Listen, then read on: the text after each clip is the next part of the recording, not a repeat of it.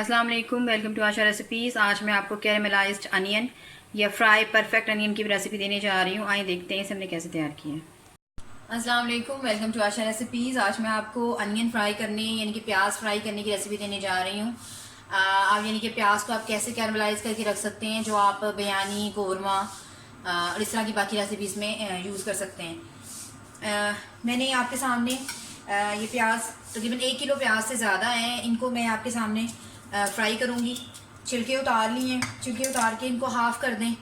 आप चाहें तो हाथ के साथ भी एक जैसा काट सकते हैं प्याज को, जैसे कि मैं काट रही हूँ। लेकिन अगर आप नहीं काटना चाहते हैं तो आप ये कटर यूज़ कर सकते हैं। कटर यूज़ करेंगे तो एक जैसे प्याज कटेंगे। कुछ मैं काट चुकी हूँ, कुछ आपके सामने काट रही हूँ। एक ही आपका जो प्याज का साइज़ है वो एक होना चाहिए बिल्कुल। आप चाहे हाथ से काटें, कटर से काटें, प्याज का साइज़ एक होना चाहिए।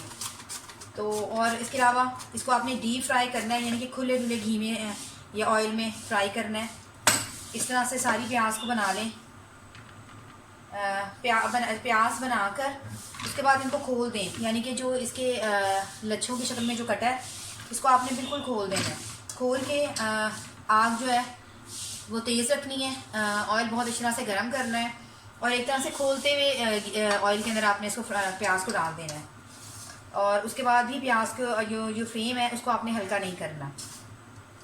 तो आपके सामने इस तरह से मैंने ये प्याज काट ली है। अब मैं इसको फ्राई करती हूँ, जिसके लिए मैं ठीक ठाक यानी कि खुला, अगर 1 किलो मैंने प्याज ली है तो तकरीबन 1 किलो ही मैं ऑयल लूँगी और उसके अंदर इसको फ्राई करूँगी।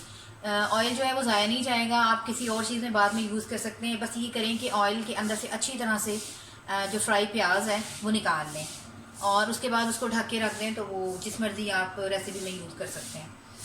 आए सबसे पहले हम इसको डीप फ्राई करने के लिए ऑयल को रखते हैं और फिर प्याज फ्राई करते हैं।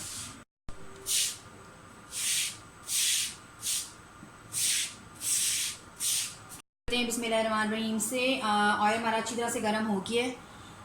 अगर मैंने 1 किलो तकरीबन 1 किलो से ज़्यादा मैंने प्याज को फ्राई करने लगी हूँ।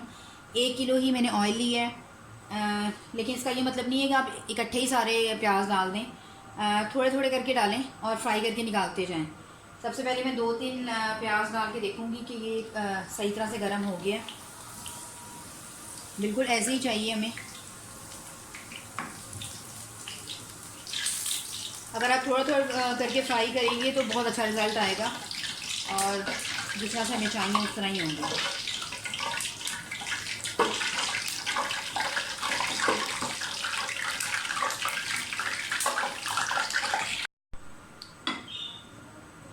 ऑयल अच्छी तरह से गर्म हो गया, प्याज डालना शुरू करें।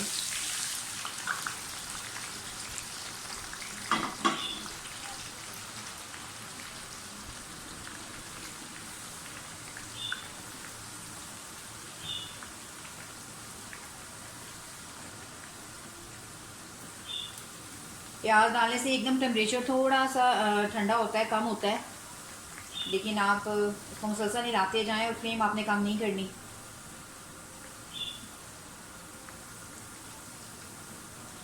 उसी तरह से मीडियम हाई फ्लेम रखनी है।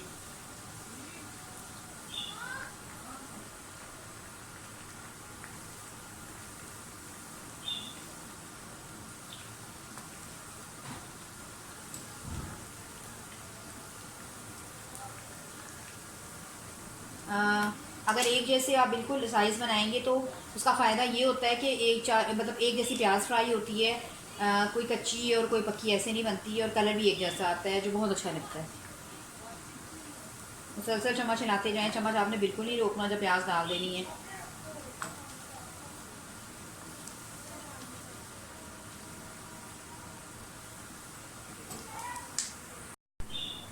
आप देख सकते हैं प्याज थोड़ी थोड़ी गुलाबी होना शुरू हो गई है। थोड़ा सा हम इसका कलर और तेज़ लेंगे, यानी कि ब्राउन की तरफ थोड़ा सा लाएंगे इसको। जिस तरह से होनी चाहिए कौरमे या बिरयानी में यूज़ होने वाली प्याज। चम्मच मुसलसल हिलाते जाएं।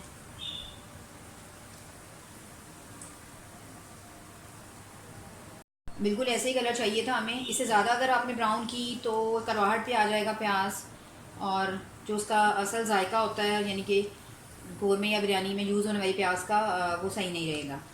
तो बस इस तरह से इसको उतार लें।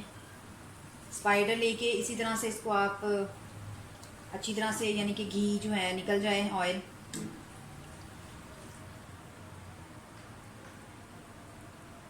इस तरह से परफेक्ट कलर है हमारा। इसको थोड़ा सा दबाएं ताकि जो ज़ायद ऑयल है वो निकल जाए।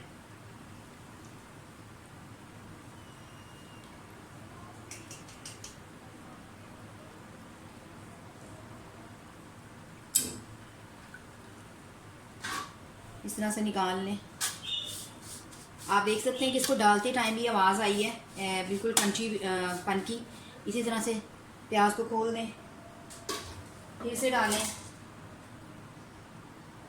ये जो थोड़े थोड़े रह गए हैं इनको भी निकाल लें, क्योंकि अगर ये शामिल हो गई दूसरी प्याज के साथ, नई प्याज के साथ, तो वो करवाहट हो जाएगी। एक एक दाना जो है वो निकाल लें।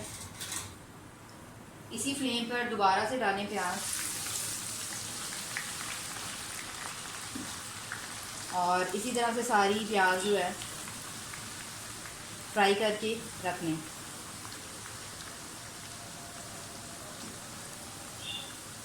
इसी तरह मैं सारी प्याज फ्राई करके आपको डिश आउट करके दिखाती हूँ। उम्मीद करती हूँ मेरी आज की रेसिपी तो नहीं आप कह सकते इसे, मतलब आपको मेरी आज की रेसिपी पसंद आएगी। अगर आपको मेरी रेसिपीज़ पसंद आ रही हैं तो प्लीज़ मेरे चैनल को सब्सक्राइब कीजिए। आज रेसिपीज़ को अगली रेसिपी तक के लिए अल्लाह हाफ़िज़।